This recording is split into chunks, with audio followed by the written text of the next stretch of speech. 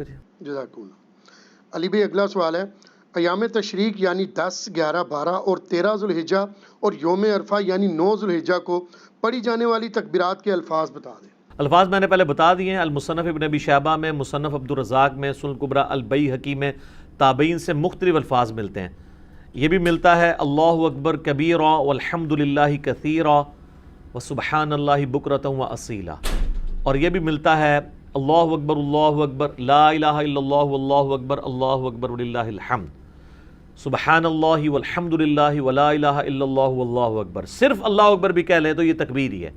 تو آپ کوئی بھی الفاظ استعمال کر لیں تو آپ اس سنت کے اوپر عمل کر لیں گے۔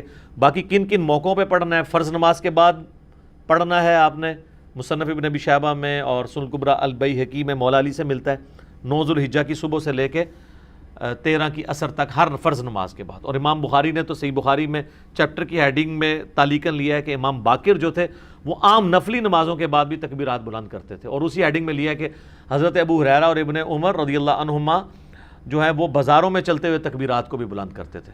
تو یہ سارے وہ مواقع ہیں جس پہ آپ نے تکبیرات بلند کرنی۔ ایون آپ عید کی نماز پڑھنے کے لیے جا رہے ہیں تو آپ تکبیرات کو بلند کریں۔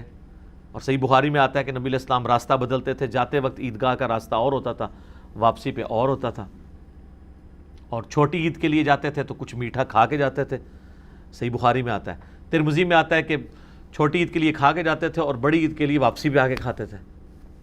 اس میں یہ سنت ہے کہ خالی پیٹ جایا جائے۔ ٹھیک ہو گیا، جزاک اللہ۔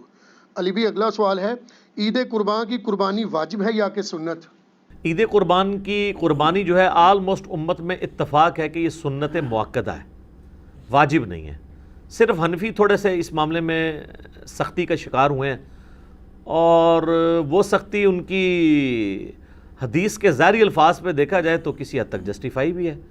سنن ابن ماجہ میں حدیث ہے، المستدرک حاکم کے اندر موجود ہے، مسند امام احمد میں ہے، امام حاکم نے بھی اسے صحیح کہا، امام ذہبی نے بھی موافقت کی کہ جو لوگ استطاعت کے باوجود قربانی نہیں کرتے وہ ہماری عیدگاہوں سے دور رہیں۔ تو اس میں چونکہ ایک وعید ہے، اس کی وجہ سے امام حنیفہ کا یہ موقف ہے کہ عید قربان کی قربانی واجب ہے۔ لیکن ہم پہلے بھی آپ کو بتاتے ہیں کہ احادیث کو آپ نے صحابہ کے فہم کے مطابق دیکھ کے چلنا ہے، سلف کے فہم کے مطابق نہیں، صحابہ کے فہم کے مطابق۔ سلف تو امام حنیفہ بھی ہیں، انہوں نے فہم غلط لے لیا ہے، تو سلف کے فہم سے مراد ہے صحابہ کا فہم۔ صحابہ کا فہم یہ ہے کہ مصنف عبدالرزاق میں اور سنن کبریٰ البیہقی کے اندر موجود ہے کہ سیدنا ابو بکر اور عمر رضی اللہ عنہما بعض اوقات جان بوجھ کے عید قربان کی قربانی چھوڑ دیا کرتے تھے تاکہ لوگ اسے واجب نہ سمجھ لیں۔ تو عید قربان کی قربانی سنت ہے، واجب نہیں۔ اہل تشیع کے ہاں بھی یہ سنت ہے، واجب نہیں ہے۔ رہا احادیث میں سے یہ ایک حدیث ہے، اس حدیث کے اوپر بھی ہر صحت پہ اختلاف ہے، بہرحال آلموسٹ حسن درجے کی تو یہ بانی جاتی ہے روایت۔ تو وہ ہے نبی علیہ السلام نے ترغیب دلانے کے لیے، جیسے کئی ایک موقعوں پہ آپ علیہ السلام کا جس طرح فرمان ہے کہ یہود و نصارہ کی مخالفت کرو، داڑھیوں کو رنگو، یہ ترغیب دلانے کے لیے۔ ورنہ تو اس حدیث کو روایت کرنے والے جابر بن عبداللہ اور ان سے بھی بڑھ کے مولا علی علیہ السلام نے داڑھی نہیں رنگی، سفید ہی رکھی ہے، جواز کی حد تک یہ جائز ہے۔ تو یہ واجبیت کے درجے میں نہیں ہے، سنت کے درجے میں ہے۔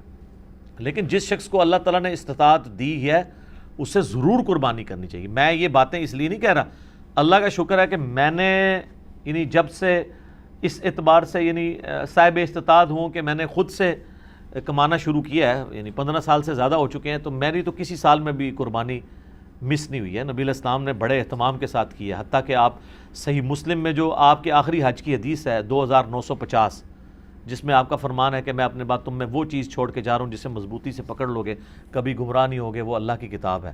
مسلم میں صرف اللہ کی کتاب کا ذکر ہے۔ سنت والی حدیث حاکم کے اندر ہے، وہ بھی حسن درجے میں ہے۔ اور رہی غدیر خم کی حدیث، وہ تو حجۃ الوداع کے موقع پہ نہیں بلکہ واپسی پہ خم نامی گاؤں میں، وہ مسلم شریف میں ہے 6225 سے 6228۔ تو بخاری مسلم میں جو حدیث ہے 2950 2950 جابر بن عبداللہ سے، وہ بڑی رکت انگیز حدیث ہے۔ جابر بن عبداللہ آلموسٹ نابینا ہو چکے ہوتے ہیں، تو امام باقر ان کو ملنے کے لیے جاتے ہیں، تو ان کو بتایا جاتا ہے کہ حضور کا بچہ ہے آپ کے پاس، امام باقر حضرت حسین کے پوتے۔ تو وہ ان کو اپنے پاس بٹھاتے ہیں، تو امام باقر اس حدیث کو روایت کرتے ہیں، اور امام باقر سے امام جعفر صادق نے بیان کیا ہے، اور 2 واسطوں سے امام مسلم نے لی ہے۔ تو امام باقر کہتے ہیں کہ جابر بن عبداللہ میرے یہ سامنے کے بٹن کھولتے ہیں اور میرے سینے پہ یوں ہاتھ رکھتے ہیں اور کہتے ہیں تم میرے نبی کے بیٹے ہو، تم مجھ سے جو پوچھنا چاہتے ہو پوچھو۔ تو وہ کہتے ہیں میں آپ سے پوچھنے آیا ہوں کہ نبی علیہ السلام نے حج کس طرح کیا تھا۔ تو وہ حج کی آلموسٹ 7-8 صفحوں پہ لمبی حدیث ہے، مسلم شریف میں 2950 اور مشکات میں دوسری جلد میں حج کے چیپٹر میں پہلی حدیث یہ ہے نبی علیہ السلام کے حج پہ۔ یہ امام باقر نے روایت کی ہے، ان سے امام جعفر نے سنی ہے، اور پھر بعد میں 2 واسطوں سے امام مسلم نے لی ہے۔